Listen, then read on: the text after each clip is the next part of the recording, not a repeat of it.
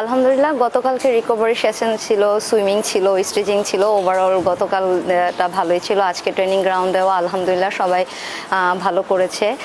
ওয়েদারের ব্যাপারে বলতে চাই, সেটা হচ্ছে এই রৌদ্র, এই বৃষ্টি, তারপর আমরা চেষ্টা করছি যে ওয়েদারের সাথে খাপ খেয়ে ট্রেনিং করতে। আজকে আমরা হোটেলে চেকিং করব। দলে তেমন কোনো ইনজুরি নেই, ছোটোখাটো ইনজুরি যেটা আছে আলহামদুলিল্লাহ ফিজিও আছে, ওটা রিকভারি হচ্ছে। আর দলের পারফরমেন্স আলহামদুলিল্লাহ সবাই সুস্থ আছে, সবাই সবার বেস্টটা দেওয়ার চেষ্টা করতেছে, ট্রেনিং সবাই ভালোই করতেছে।